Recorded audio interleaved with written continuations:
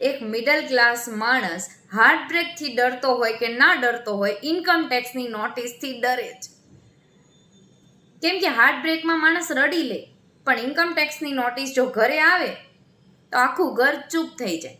પપ્પા આખો દિવસ મેસેજ જોયા કરે, ફોન કર્યા કરે, મમ્મી પૂછે શું થયું છે, પપ્પા ધીમેથી જવાબ આપે કંઈ નહીં. પણ એના મનમાં EMI, બેંક બેલેન્સ, ડોક્યુમેન્ટ, હવે શું થશે, શું ભૂલ થઈ ગઈ, મેં બધા ડોક્યુમેન્ટ તો આપ્યા હતા, CA ને ફોન કરવો પડશે, CA બધા ડોક્યુમેન્ટ સરકારને નહીં આપ્યા હોય, કેટલી પેનલ્ટી લાગી હશે, આ શેની નોટિસ છે, એવી તો શું ભૂલ થઈ ગઈ, એટલા બધા સવાલો પડતા હશે. મિડલ ક્લાસ માણસને છે ને ઇન્કમ ટેક્સની નોટિસથી ખૂબ ડર લાગે, એ પાક્કું છે. ડરવા જેવી કોઈ વાત છે નહીં, પણ મિડલ ક્લાસ માણસને કહેવાય ને કે મિડલ ક્લાસ માણસ પાસે પૈસા ઓછા હોય, પણ એને ગુમાવવાનો ડર સૌથી વધુ હોય.